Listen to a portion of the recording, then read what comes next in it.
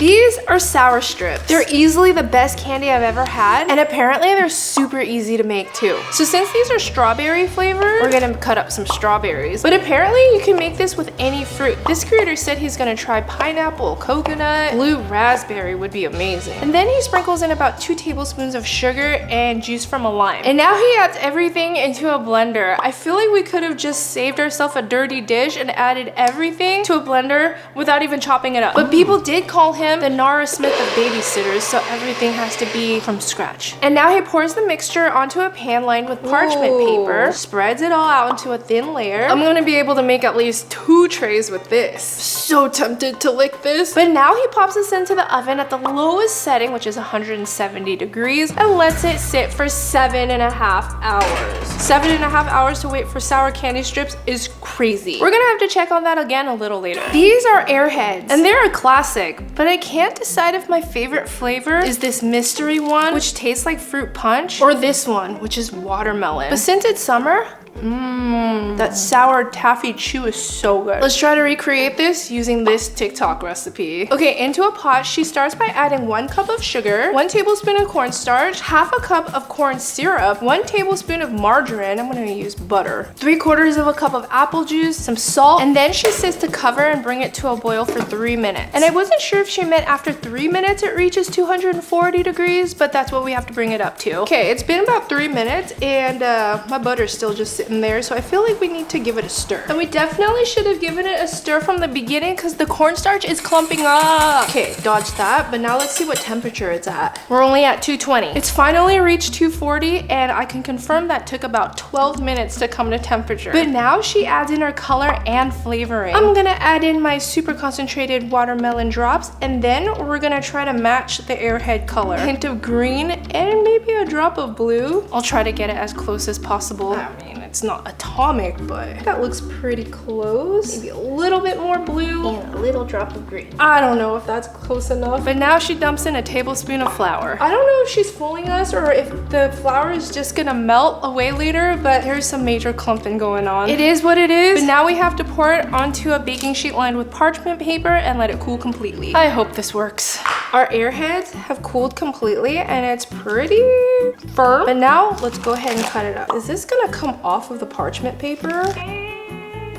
It's sticky. Let's cut a smaller piece. Okay. I try to get the color as close as possible, and as it seems, a lot more stretchy too. Let's try it. That, my friend, is nothing close to an Airhead. It may kind of look like one, but it's sticky, weird, cornstarchy goop. 2 out of 10. Sad because I really love a good taffy, which is basically what Airheads are. And this got me thinking, why don't we try to recreate the classic saltwater taffy? Okay, so this saltwater taffy recipe is pretty similar to the Airhead with a few little adjustments. But we're gonna start by adding some sugar, cornstarch. Of course, we need the salt to our saltwater taffy, and water. Last time my cornstarch clumped, so I'm gonna mix this up before adding the butter and corn syrup. Okay, now we bring it up to a boil, and the temperature should go up to 255 degrees. Okay, we're at temp.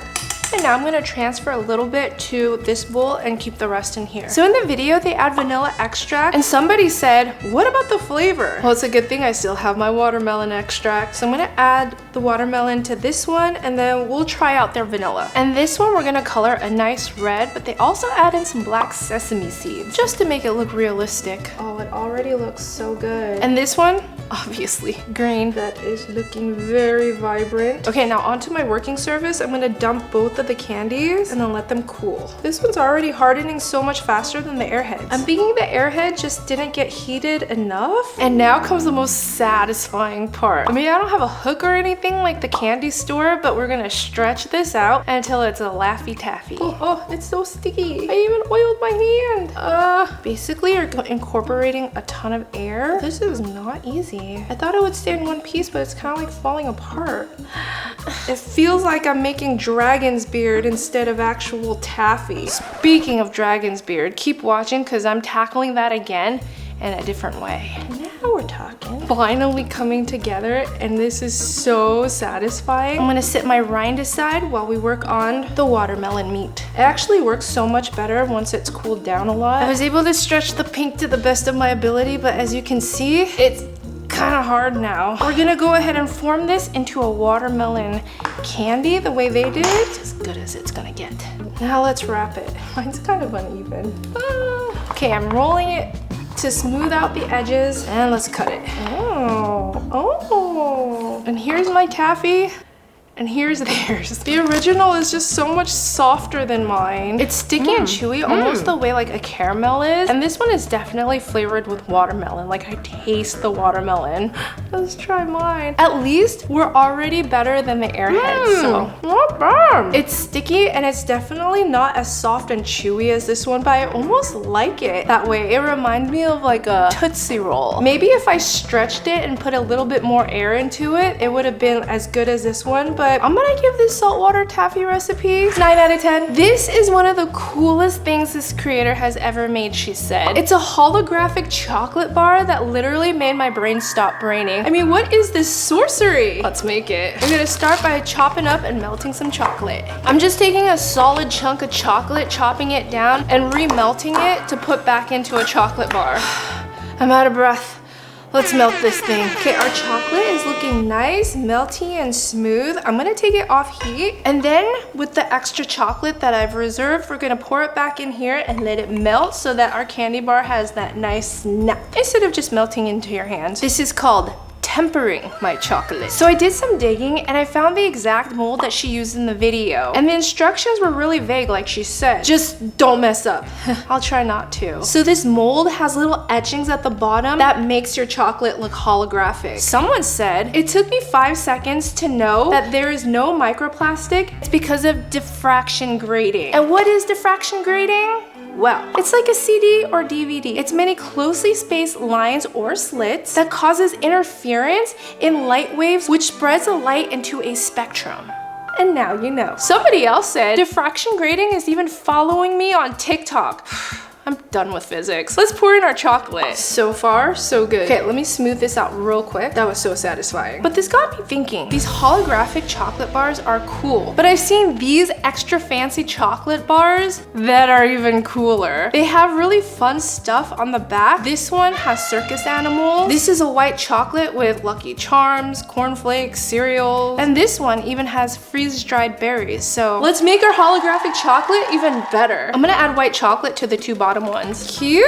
But $10 for this chocolate bar and it came broken.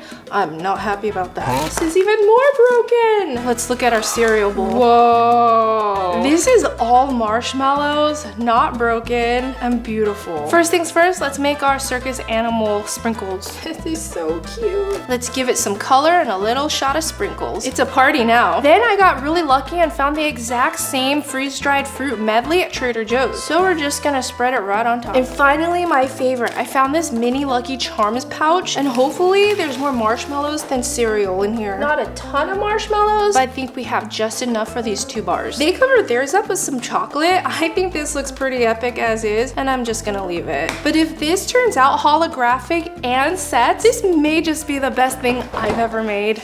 These are extreme sour warheads. It's like a really sour lemon hard candy. And this next one is supposed to be exactly like it. Okay, so he starts off by adding sugar, corn syrup, and water into a pan, and then he brings it up to a boil to 300 degrees. Let me give it a quick stir, and we know this is gonna take a while. Okay, it's been like 5 minutes, but the bubbling has already changed, so let me see what temperature it's at. Whoa, this one's actually moving fast. But he says whatever you do, don't touch it, meaning don't stir it. All right, we're at 300. That escalated quickly. That took maybe about like 7 minutes, but now I have to let it cool back down to 270 before we add anything else. Okay, it's cooled down to temp. So now I have to add 1 tablespoon of citric acid. It's gonna make it so sour. And some lemon extract. Give it a stir. Okay, now he has a silicone mat that he's gonna oil. Make sure nothing sticks. He also has gloves on. I feel like I should too. But he pours this on the pad. Whoa, whoa. Stay on the mat, stay on the mat. It's already getting super sticky. Mine looks more like honey where his is like clear. Okay, and then I'm supposed to let it cool enough to touch. Let me go ahead and then oil this bench scraper. And then we're gonna try to roll it into a log. Oh, the outside's already like warm. Guess that needs to cool a little bit more. But then this is starting to get hard. What do I do? What do I do? This reminds me of those satisfying candy videos at those old-fashioned candy shops. Oh, hot, hot, hot, hot, hot, hot. Okay, at least we got the shape going on. I'm gonna snip it. Okay, right when he snips, he throws it into a bowl with citric acid and powdered sugar. I have that ready right here. Whoa, you can even hear it. It looks like a gemstone. Oh no. It started sticking together in the bowl, but they look so pretty. But he says to get them nice and smooth, just pass them through a sieve and then kind of like press it down to sand it. They look amazing. Whoa, that did really help smooth it out. That's crazy. Call me Honeysuckle in the candy factory. But let's see how it compares to the original Warheads. Extreme sour. So good. It's hard, it's lemony, got that nice crunch, but let's see how this compares. This is good. It definitely tastes like a lemon drop, but the only thing I need to do is add a ton more citric acid to make it extreme sour like this. Otherwise, I'm pretty impressed with this recipe. It was easier than I thought. 8 out of 10. Our holographic, fancy, topped chocolate bars are ready. Let's do a reveal. Oh, it peels off so easily. Are you ready? Did it do it? Did it do it? 3, 2, 1. Did it work? I mean, I see etchings, but it doesn't look all rainbowy. Let me see if you see more rainbow in the white one. Ooh, I think you see more in the white one. Whoa, that is so cool. The holograph was kind of mid, but at least we made it fun with toppings. Holographic chocolate gets 6 out of 10. Toppings makes it 8. Next up, we have her grandma's soft, buttery, homemade caramels that she says are the best around. Wow. You know you can't go wrong when it's grandma's recipes, so let's try it. Okay, she starts by adding a stick of butter. I'm using salted, I hope that's right. Didn't say. Sugar, corn syrup. I'm noticing if you make candy, you gotta have this stuff. And a little bit of salt into her pan, and then she brings it to a boil. This doesn't look like one of those chewy caramels. It looks like those soft, pooly ones. Okay, the edge of the syrup is starting to boil, but not really the sugar, so I'm gonna give it a stir. And apparently this recipe was so good that it was printed in the church cookbook. Somebody said, you know, those church cookbooks are like the holy grail of cooking. I don't know, if this turns out, I may need to try more of those recipes. All right, it's nice and melted and boiling, and then she says we have to add evaporated milk slowly for 15 minutes. Now, I wasn't sure if she meant just like dump the whole thing in and then stir it for 15 minutes to come to temp, or like slowly add it for 15 minutes. I'm gonna assume that we're gonna boil it for 15 minutes. But this evaporated milk is supposed to give us amazing caramely flavor. So here goes. The can's been added. Now all I have to do is wait till the temperature of this goes up to 238 degrees. Okay, it's been about 15 minutes and I'm still only at 219 degrees. This is gonna take a while. This is definitely a labor of love that only a grandma would do for you. Somebody said it's giving just add magic. I'm saying it's giving are we there yet? Whoa, stand back. All right, I'm cranking up the heat and let's hope this doesn't burn. It's finally at temp and now we pour it into a prepared pan. I just lined mine with parchment paper. Mine's looking a little clumpy, but we have to let it cool all the way and then pop it into the fridge.